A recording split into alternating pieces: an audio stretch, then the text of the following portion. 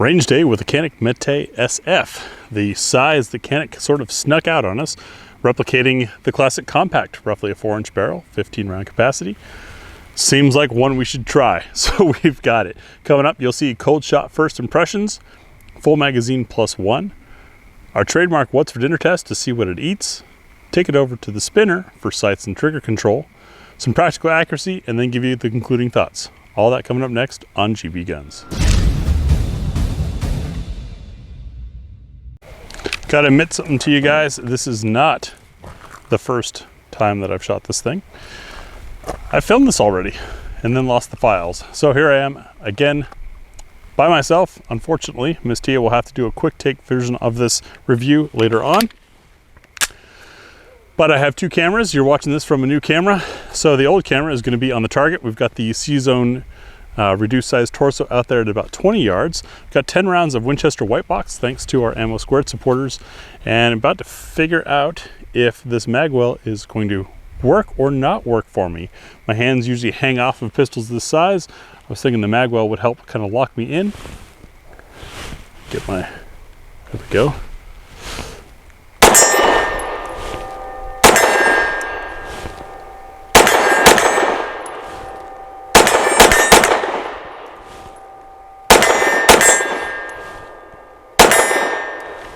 Yeah, I think it's working this time.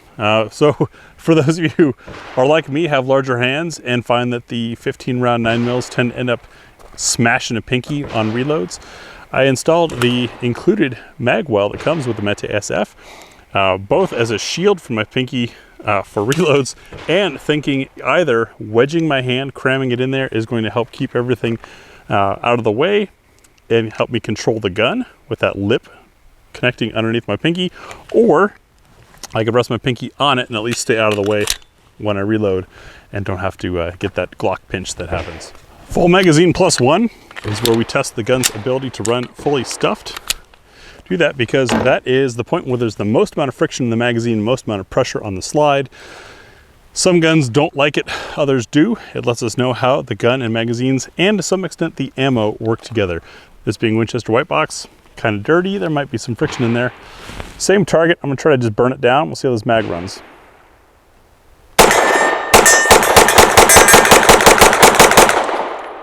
Oh, that was one more, 16. Magazine ran reliably, no issues with anything choking up there. Didn't hit as many, but I was just trying to see how fast I could go because these Canik triggers are fast. Next, let's see what this thing eats in What's for Dinner. Thanks to our patrons and Ammo Squared supporters, some manufacturers, and a viewer, it's What's for Dinner time. As I run by these, you'll notice that we've got varying different weights, case material, projectile shapes, ogive locations, and overall length. What we're looking for is to see, will the gun feed these rounds from side lock? Will it cycle and feed another round of the same type? And then lastly, will we get slide lock when empty? If you're curious about trying any of this stuff, check out the pinned comment for the article over at gbgunsdepot.com, where we can point you in the direction of where to find some of these loads. Our first load for What's for Dinner has become a personal favorite of mine, and that is Liberty Ammunition's Civil Defense 50 grain +P. It's become a personal favorite because it's silly lightweight. I've got 18 rounds of it on my hip right now, and it feels more comfortable, lighter weight than 15 rounds of your standard stuff. Thanks to the two cameras, hopefully you guys can get a good view on target, and we'll see how this stuff runs in the METE SF.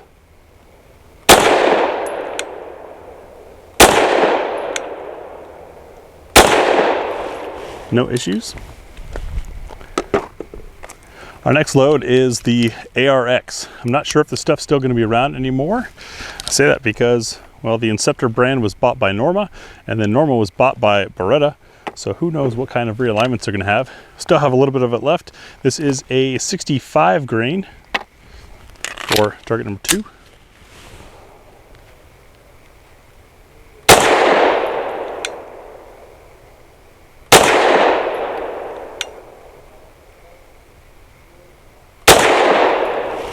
No cycling issues, grouped nicely, and has that signature weird burning smell when it burns. We've got the breeze here, so hopefully I can give you guys some smell notes. Sent in from a viewer is our next load, the Underwood Extreme Defender 68 grain plus P. Still on shot, yeah. Woo! Yeah, it's spicy. And certainly ran without issue. Circle number 4 is going to be Hornady Critical Defense. Classic. This is their 115 grain variety.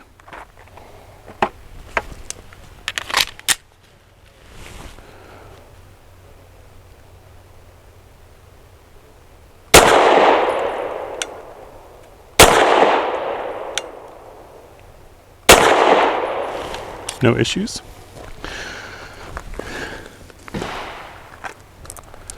Our 5th load is Wolf Steel Case 115 grain. We use steel and aluminum when we've got it because a lot of you use it.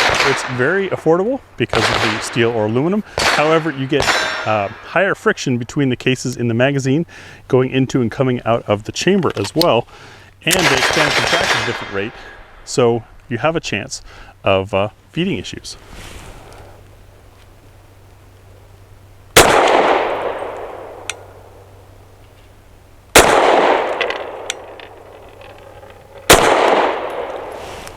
Unless you've got the Canik METE SF. Just lost a round. There it is. Our next load for circle 6 is the Federal Punch 124 grain. This stuff does tend to be a little punchier recoil wise. And I've been getting lazy in my shooting. I need to work on my stats.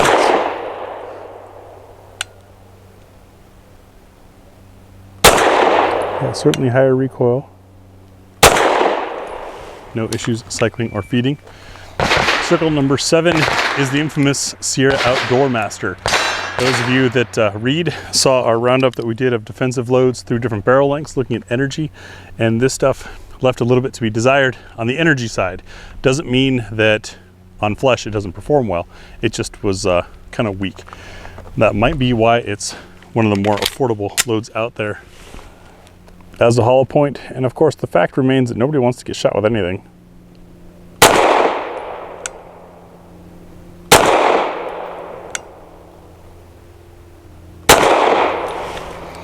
Grouped decently, performed well, and it smelled nice. Now we're getting into heavy for caliber with 147 grain. This is the Federal Premium Law Enforcement Tactical HST. I'm not kidding, all that stuff is on the box. And I'm going to skip the hand crunch method. That's starting to be uncomfortable for me. Hopefully it doesn't throw off my shooting ability.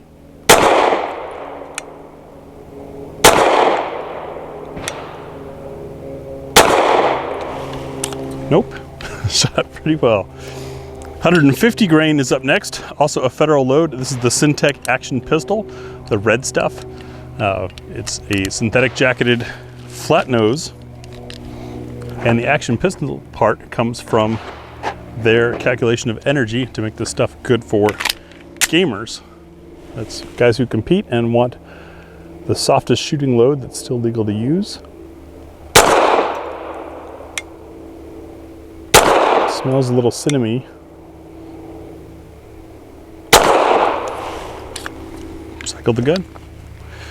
Now our heaviest load, 158 grain from PPU. This is their subsonic line. I would hope 158 grain would be subsonic in 9mm.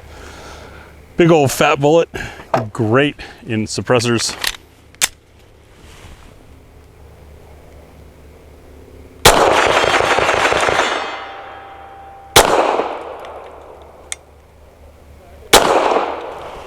And great in the METE SF. 0 malfunctions with all those loads. Next, we'll try sights and trigger control over on the spinner. That is our 6-inch Titan Grid Outdoors spinner target.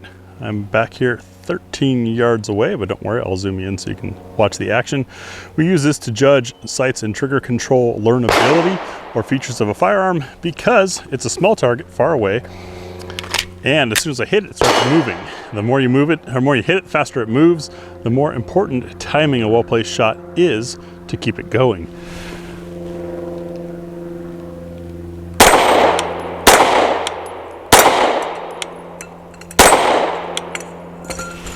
TKO in 3 rounds. I wish you could have seen the first time I did that. I got it over the top like 3 or 4 times. All 8 rounds hit and the target didn't fall apart. It was loads of fun. Point being, very easy to do with the Canik METE SF. You've got that crisp, short, very predictable trigger with a nice, crisp, short reset, so it's easy to be ready for the next shot. It is a 3-dot white system, 3 white dot sight system, but nice big square sights with clear edges, and the front sight being a bigger, brighter dot than the rear sights really draws your eyes. Very easy to get on target generally. So for that task right there on the spinner, it was perfect. Very easy to do.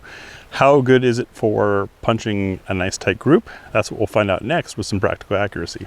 For practical accuracy, just using that Winchester white box, 5 rounds, 7 yards from the circle square. You guys should be seeing through the target camera. We use that target because it's a 1-inch square, which from 7 yards tends to be about the size of a front sight post. Makes it really easy to line up well. Looks a little bit smaller than this sight post.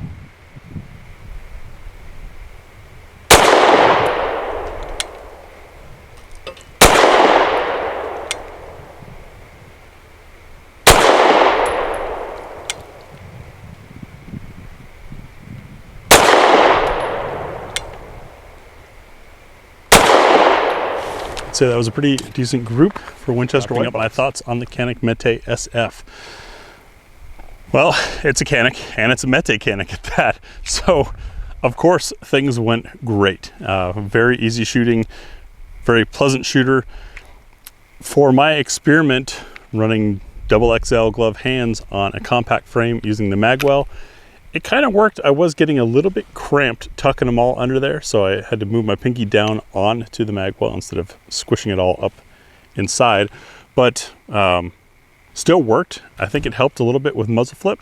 I was able to squeeze and compress my pinky to add a little more resistance to the flipping. You just got to be careful if you try that next time you're at the range, that it doesn't impact the flexing of your trigger hand, thereby throwing off your trigger feel. But spectacular gun. I don't know why we haven't heard more about this model. If you're curious about this model and how it compares, or looking at it versus the other Caniks, over on GBGunsDepot.com we have our Canik guide, which now has, I believe, 13 models of Caniks that we've reviewed, all laid out in one document with links as to where to find them. We'll of course have a dedicated review on this as well. Canik just keeps crushing it. Really, really impressed. Thank you guys for watching, and we'll see you in the next video.